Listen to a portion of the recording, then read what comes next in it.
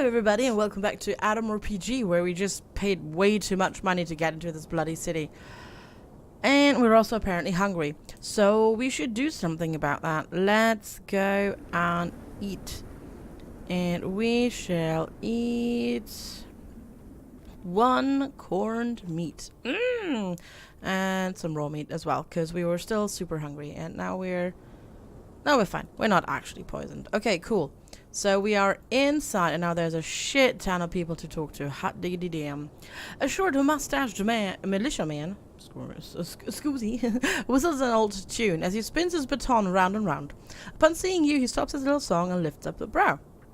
Well, who do we have here?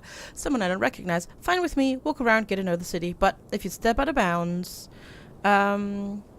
you're spinning that baton like a true pro. How many years in service? The man gives out a chuckle. Only 5, but you see, it was what I was born to do. That's why I'm so good at it. People like me are worth their weight in gold. When I die, you'll be left with only cowards and slobs whom I must call my colleagues. Why are you so suspicious towards citizens? The brain is the slowest organ to develop in the body. It needs time to become full of knowledge and wisdom.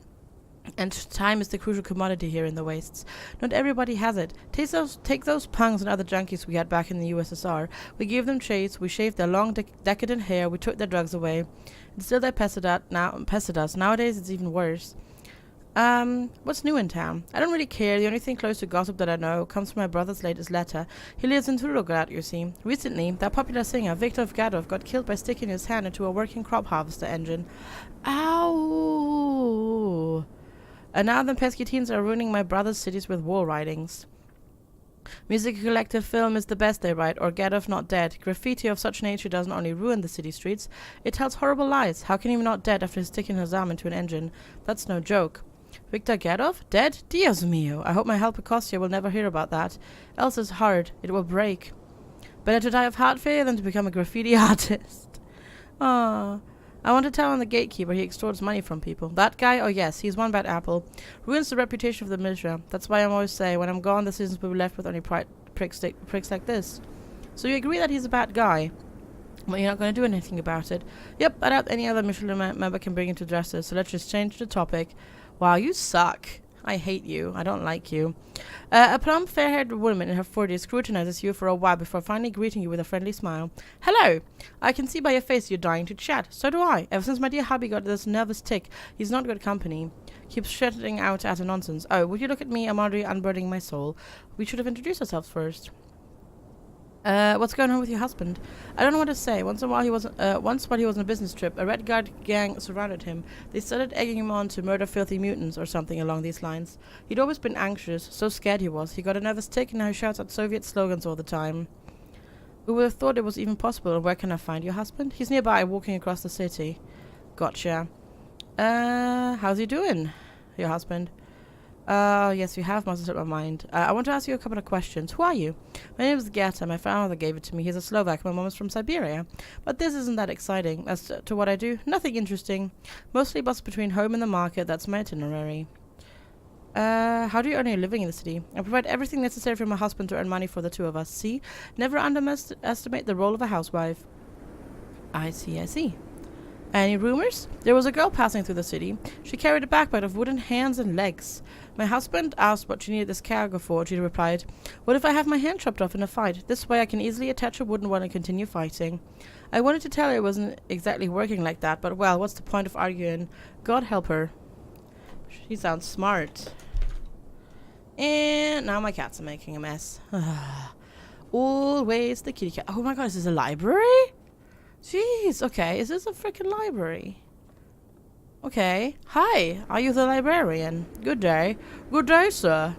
The hunched man over the counter is old. Oh no, this is the bookshop, isn't it? He is very old, unbelievably so. He looks like he might be 100 years old. But his eyes, however, are still very much full of life. Oh, a good customer is my greatest joy. Are you here to marvel at my books, my dear friend, or would you just like to chat a bit? Old man Abraham will be happy either way. I was instructed to get a book from you. Here's the check. The old man scans the book receipt that the barman or Tratnoya gave you and leans under his wobbly desk. Comrade Tolkien, this fine young man here is to get you. The old man hands you the dusty book in a hardcover and exclaims, Lord of the Rings, One Piece, happy to be of service when it comes to entertainment and cultural growth of our society. Is it any good, the book, I mean? The old man squints and replies to you with a smirk on his face. Workers of the World United started a plenary session, started to argue, to jangle, to quarrel, to wrangle. But one smart Jewish boy just took a certain ring and he was off to a volcano. He and his friend threw the magic ring into the lava, and that was that. No more problems for the proletariat, for the elven aristocracy, and even the ruling class of Vala. I'm on board with that. That's an interesting way to look at Lord of the Rings. But sure. I want to ask you a couple of questions. He lightens up with a white smile and slaps his, you've come to the right place, my friend. Tell me what you want to know, and I will try to satisfy your curiosity. Tell me about yourself. Oh, evil tongues had many names for me back in the day, but my family gave me the name Abraham. I am the owner of this bookstore for a long time now, since the pre-war times. There aren't any bombs powerful enough to make me leave this place, because if I decide to leave it, I will have to carry all the books myself. But think of my back. I mean, it's already bent as a sickle, so what should I call you, my future loyal customer? My name is FG. For a moment, the old Abraham's look becomes more honest and friendly. What an interesting name you have. It's of Hebrew origins, did you know that? What? It's no laughing matter. All of the languages of this world start with the children of our man Adam. Yeah, sure, one more questions. Rumors, gossips, tales? Recently I've studied the ancient book on the history of the city, and I came across an amazing little tale. According to that tale, in the days of Count Ruevsky, a powerful rabbi, Leopold lived in the local... Cat, there's a cat in my way, help. Recording videos with a cat is really difficult. Help. Once the count's servants ordered him to make an automatic croupier for one of the gambling houses. Of course, our hero created a golem from unburned clay, and in his mouth he put a piece of paper with the word play written on it. And thus the croupier was ready. And everything was fine until one day some pest added the word over to the instructions in his mouth. And from that day it became impossible to win a game against him, neither cards nor dice, and because he became a sharper rabbi, Leopold had to drown his creation in a local river. Ooh. That's not good. Let's change the topic. I'm more interested in the trade. The old man slightly hunters over the counter and starts busily rubbing his hands. Oh well, that's my pleasure. My goods in exchange for a hard-earned geld. The thing is that I don't have much of hard-earned geld. Can you give me a discount? Ah, damn it. My speechcraft is rubbish. I understand the predicament you're in, but I'm not a frayer. My book shouldn't be undervalued. It's disrespectful at best. Just take a look. Alright, show me what you got. Jesus. Okay. Oh my god. Oh my god. An old Covenant manuscript, strange antidote. Okay, I've got most of those. Double barrel fun. Kill, kill, kill. Oh god, okay. Oh bloody hell. So I've got... Don't I have like... something? Yeah, I have the recipe of for strange antidote. I have that already. So I don't need that. I have survival instructions 23, 24, 21. But apparently not 25, not 26. We'll teach you to craft a second tier flintlock revolvers, but we'll teach you to craft a third tier short barrel zip gun. No, I want that. I want that. This here newspaper cutter will teach you to craft a top tier 3 barrel zip gun. The newspaper cutter will teach you to craft third tier knuckle dusters. Craft heavy metal crossbows. Teach you to craft top tier flintlock pistols. Letters from up north. Red Strider magazine, medicine for the workers. Savage, we're top second tier double barrel zip gun. Do I need to know? I don't know how much damage these will do, like a heavy metal crossbow and stuff like that. How much damage will they do? And can I even use it? Probably not. Probably can't use it. That's usually how it goes. Okay, you can have both of those. Both of those. That one. You may have things. You may have things. You may have 3 wires. One of these. I need also a knife for our comrade here. I need to get one of those. Knife for... Really? You'd give me nothing for Frank? Oh, because... Oh, I see how this is. Okay, he doesn't give you like anything for... anything. You just want straight up money. Okay, I see how it works, my friend. Oh, I see how you do. Well, we've got 4,500 rubles. We're good to go. I don't know. Let's do this trade. Done. Trade. Close. I don't be so quick to say shalom and leave, young lady. A seasoned adventurer like yourself is a rare occurrence in my modest shop. Please, maybe could you help this old fool with one particular nasty business? Oh. Why the hell not? I'm all ears. You're a godsend. It's if Yahweh himself made me from heaven's manna. Listen. A new sect of utter Luddites have emerged in the north. They call themselves the illiterate. They only attack those who deliver them books to the other booksellers. According to their crazy faith, the literacy is to blame for the current state of the fakakta world. They believe that if there are no books, there will be no science, there's no educated people, no technologies that could cause the second nuclear holocaust. That's what they say, and even though I'm not ready to argue with them, I beg of you, help me stop them. I would have been able to forgive the anti-Semitism, but the emirs of the book shouldn't be allowed to misbehave, and the only thing you have to do to lure them out of their caves is to show up in their habitat with a bunch of books. If there's love for literature in your heart, take a bundle of books and head up north to bring justice to these enemies of the written world. Sure, I'll do it. Thank you. Don't you say anything else, or this old man might start crying as a kinder. Hey, take this as bait. The old man hands you a hefty bundle of books. This is almost complete collection of works by Lenin, bound by a strong ribbon. You take the bundle and let out a whistle. Go walk around the northern lands with this. Sooner or later you are bound to encounter these wrongdoers. Okay, sure. Okay, let's read the survival instructions that we just got. And then check about, like, because I want to buy those magazines and see if they do something. Where are they? There. Survival instructions. 25. Use.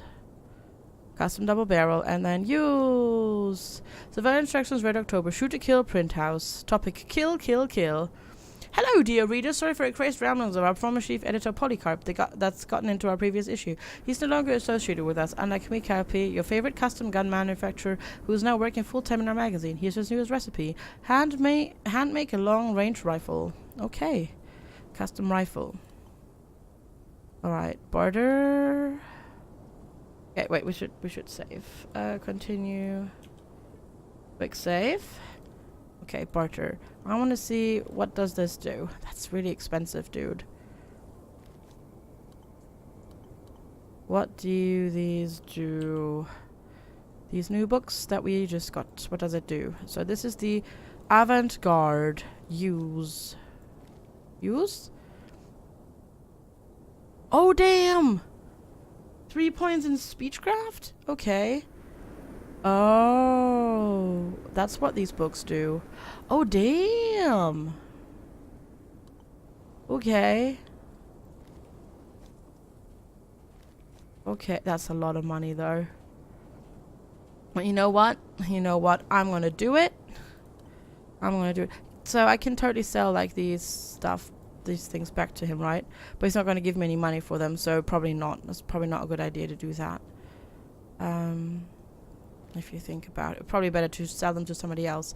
This is really expensive. But if we really get points, like in certain things like that, so we've got speechcraft.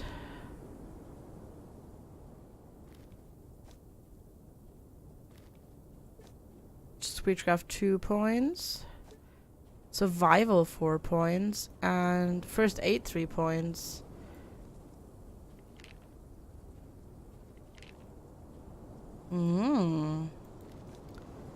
Okay. What did we just read to level up? The Avant-Garde Almanac, the 14th of April 1984, the revolutionary verse of Reltsov. First Libra of free verse, as they call it, is a rare bird indeed, at least in Soviet literature. As soon as this genre was born back in the last decades of the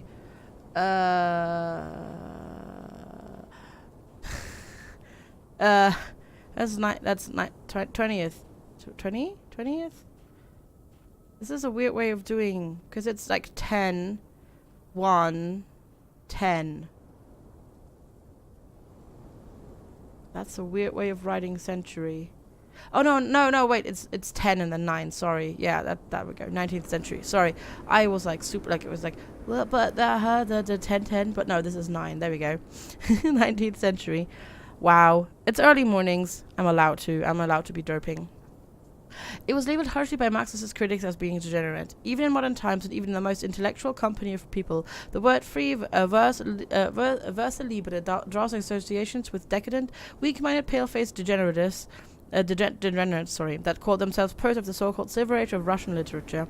The manner with which a typical verse libre breaks the traditional syllabotonic structure of rhyme and tempo is associated with how those filthy decadents broke social and human norms by taking drugs and attending unspeakable bourgeois orgies, oh goodness, that sometimes featured bestiality as well as Okay, sure, that's a lot. Okay, yeah, I see how it is. Enjoy, bye. Oh god, that's a lot of flavor text, which is cool, which I really, really like, but that's a lot of text. That's a lot of freaking text. Oh, hello, is this your house? This is a nice house. This is a very nice house. Hello, hi, who are you? You've got a freaking washing machine and shit. Damn. You see a scrawny, sick-looking man in a sleeveless top and homespun canvas pants. He would be a head taller if he straightened his back, but you can't help thinking about how just how fragile and weak he looks. This is probably due to the black circles under his eyes, unnatural yellow skin, or constantly shaking hands. The man ignores you as he tries to open a small bottle of cloudy moonshine. Still, no matter how hard he pulls the cork that sticks from the neck, it just won't give. His forehead is already covered with sweat. His cheeks grow pink with exertion. He raises a conscientious look at you, as if desiring to ask for help, yet feeling desperately ashamed to do so. Oh no, you'll dislodge your arm, let me. With a defeated sigh, the man gives you the bottle. Without much of an effort, you pull the corking, springs out with a wet thump.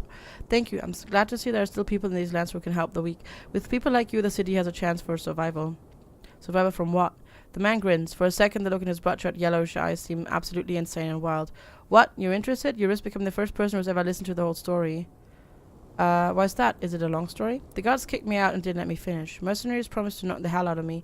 City residents laughed at me, but I heard it with my own ears. What did you hear? Death is drawing near to Krasnoznamenny. The organized criminal group Death.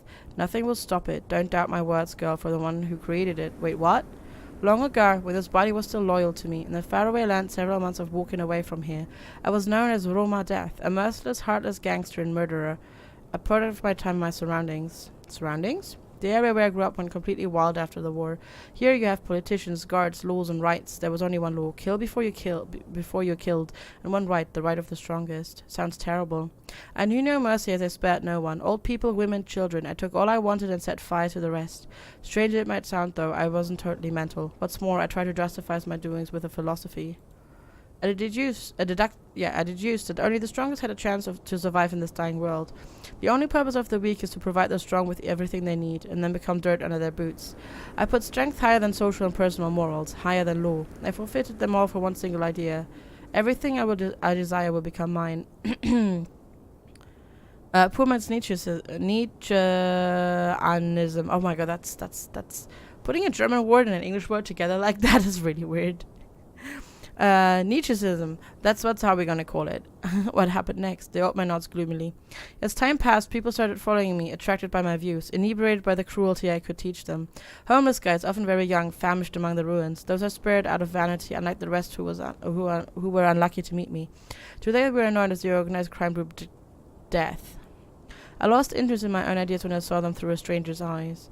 I realized that boys and girls 2 times younger than me, children I had raised and taught myself, were ravaging, murdering, torturing innocent people, burning down houses and entire villages, screaming out slogans I had made up myself. The weak should fear the strong is always right. I realized I was instilling this in my own head to stop feeling dismal at what I was doing, and so I fled. A comment by one of my apprentices who came to the same conclusion. Interesting revelation. I'm amazed you were able to realize this. And then, for years I didn't live, I merely existed. A nameless shadow who had no friends, no human contact. A monster who tried to quench his wild nature with booze. I guess deep inside I wanted to die. Probably that's why I developed this illness. But several days ago, the guy who had fled with me contacted me from Paragon. 3 of my apprentices, my children, decided to move here from the unwelcoming north in this part of the wasteland. What does that mean? As far as I understand, there will be 3 squads headed by the most bloodthirsty of my old followers. Dima Death, who likes turning people into living torches. Lena Death, a beautiful and insane girl who heads a gang of sadists. And Igor Death, with his wild packs of wolves and a tendency to poke eyes. I remember them as kids. I created them. And now, if we allow them to combine their forces, they'll wreak havoc. They'll wreak havoc in this land. Sounds terrible. What are your plans now? People don't take me seriously. They say if such squads existed in our lands, people would know. They don't understand. There've been no reports about them because my children leave no witnesses. Seeing or hearing them is a death sentence, but they have to be stopped. Convince them or destroy, it doesn't matter. I'm too old and decrepit, and you're the only person who has heard my story to the end. Could you help me? I could offer my services. You angel, you're misguided creatures. If you answer to the prayer of devil incarnate, so you think you can exterminate my children? Your children are too dangerous and immoral to be left alive. You're right. I'm not overestimating them when I say these people are able to slaughter an entire city and not stop but move on with still fresh blood on the soles of their boots. Get rid of them, and you will not only save hundreds of lives but receive all my remaining savings as a reward. I'll empty my hiding place with the last coin while you're fulfilling the task. Good, what now? You should go to Paragon. The guy, now a grown-up man with whom I fled from my own gang, is waiting at the entrance to the tent city. You'll recognize him by a round black mole above his upper lip. Okay. Tell him about my disease, say you've come to replace me. If he doesn't believe you, tell him the moon hides behind a cloud. This is our old password. Each of us had our own answer. He will give you the latest locations of the squads he has registered, more or less accurate. Stop them, whatever the cost. The moon hides behind a cloud. Not hard. I have to go now. Damn. Okay, that is a interesting quest to get from here. The old woman walks behind you across the dirty kitchen of the communal apartment. She wraps her long shawl around her to keep away the chill and follows you with her keen, unkind eyes. Without taking the end of the shawl from her wrinkled face, she addresses you in her screechy voice. What are you doing, loafing around like that? I can't do voices very well. I'm sorry.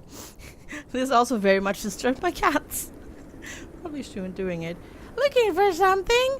No, let's not do it. That's also totally not how she sounds like. That was more like a goblin voice. Yeah, no. Looking for something to nick. No, what are you talking about? I just want to have a look at the house. Yeah, sure. I'm not buying it. A swindler, are ya? But there's nothing here for you to steal. There's no one but us old folk in the house. Is this a local nursing home? Watch your mouth, hooligan. The old fragile woman looks at you angrily. You clearly shouldn't make her even angry by asking unnecessary questions. Is there anything interesting going on in the world? This village, Otratny, is haunted by all kinds of problems. Now it's a drought.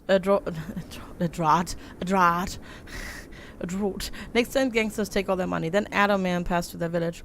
You don't live a couple of hours away from the city but behave like savages. Anything interesting going on in town? I don't know and I don't want to know. It's none of my business. Neighbors? Old and decrepit gangsters, sick drunkards. That's my ill luck. I just run around looking after them. Roman is fine. He's a quiet and placid man, a bit canny perhaps, but Vysotsky, there we go. Vysotsky the navigator, old drunk. The fact that he went through the war doesn't help. Sleeps all day long, there's no waking him, and at night he rubs elbows with a rabble at the local dive. He humiliates himself to get money. Okay.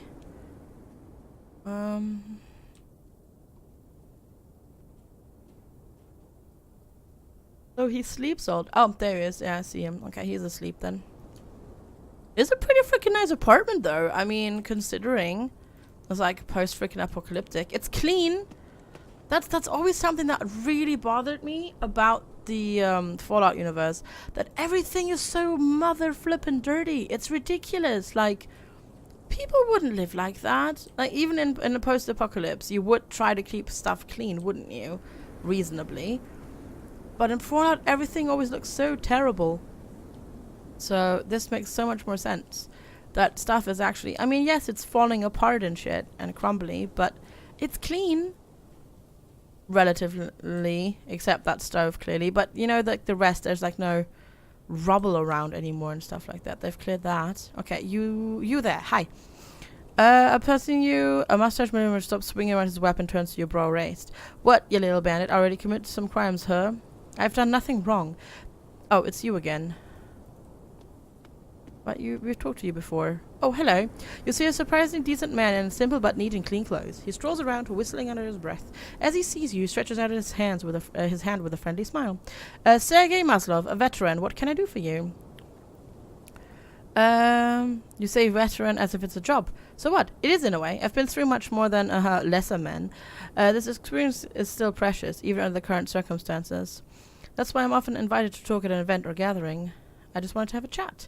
I'm quite a busy man. Any day now I'll be giving a talk at the Chamber of Commerce and teaching the guards some tactical maneuvers. But sure, if you have any truly important questions, I'll answer them gladly.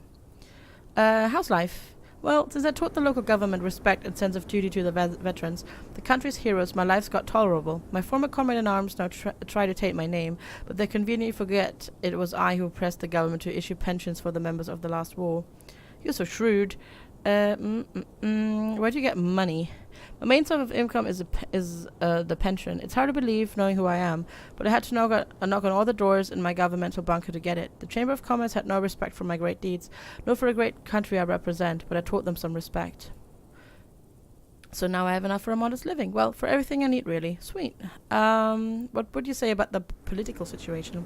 I'm a humble old warrior. I'm used to serving people by heroically rebuffing enemy attacks on the battlefield. But as soon as I have a chance, I'll make myself a candidate for entering the Chamber of Commerce. People who govern it now will be the death of us later, if not sooner. Oh, a politician as well. Great. Rumors? There's another veteran in the city, but he's not like me. He's more like an anti-veteran. A veteran of the criminal group Death. He's tried to persuade me a couple of times that his former cronies are planning an attack on the city. Personally, I don't believe him. A thief and a gangster always remain a thief and a gangster. Alright, if that's what you think, then that's what you think. Hello. Who are you? A tall man in his 30s with a long melancholic face and a rickety back sits in front of you. He looks in the window languidly, gesticulates, gestures, and he cries something out soundlessly from time to time. As he sees you, he smiles shyly and nods. Good day to you, miss. My name is Guptsov, yeah. A poet and writer, and here to talk about my dick? What? Poet and writer Guptsov stretches out his hand and changes his mind, raises it to clap you on the shoulder, changes his mind again and quickly hides it in his pocket. Not really, but now I want to. Let's talk about dick. Yeah. Oh, now my new friend will regret her decision to chat. The thing is, several painful, miserable months ago, a unique commercial idea occurred to me. I will create a series of short stories, united by the same arch story that will be coming out once a month. This means people who want to know what happens next will have to buy a new issue. This will make the work resonant, which will guarantee regular income. So I decided to. The writer's cheeks go pink. So I decided to write a series of fantastic, erotic, humorous educational stories about a member of the Communist Party in space, Dick Popov, and his spicy adventures at a space station Strawberry. You have a vivid imagination. 30th century. Soviet humans reborn from the ashes of the nuclear apocalypse explore space and meet other sentient beings. Young, strong, and well-built Central Committee member Dick Popov flies to Strawberry to represent the interests of the Soviet Earth. But how can a simple red-blooded guy keep the presence of mind like any worthy Soviet citizen should when surrounded by exotic beauties such as blue-skinned Generalissima Liana Pildak from Ganymede or lascivious Lizora from Venus? God. Then there are menacing stripper robots from Uranus.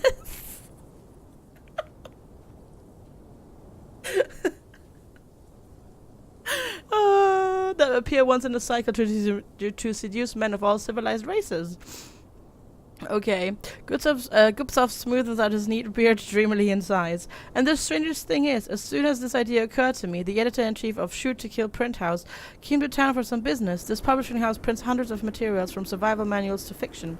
Alas, I failed to persuade him that publishing my story was a good idea. But if you think my plan is worthy, maybe you could talk to him. He's staying not too far from here in the hotel. His name is Vladislav Zirenko.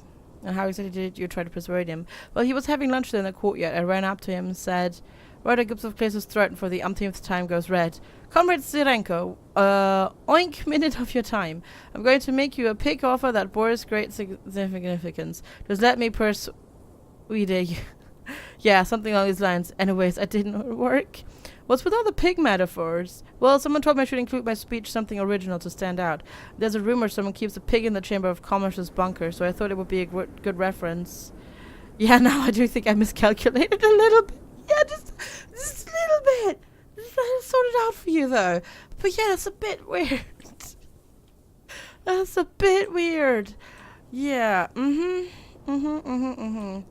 Just a wee bit weird. Oh, can I turn the telly off? Blonk. I did. Turn the telly off. What's this?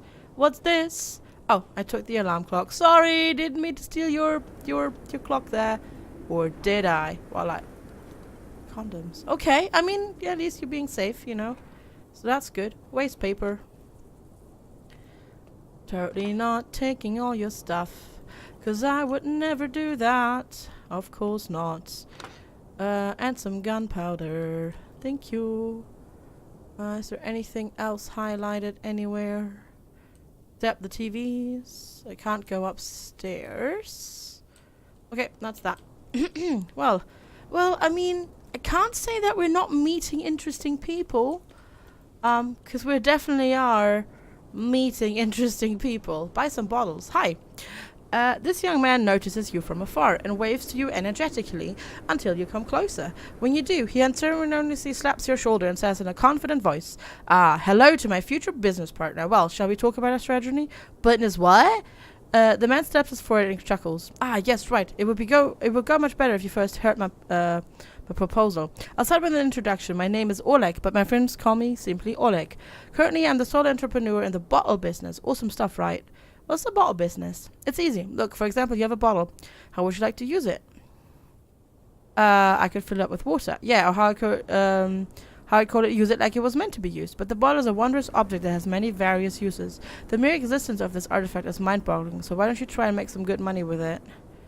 Yeah, how can I make money with a bottle, other than trying to sell it to someone?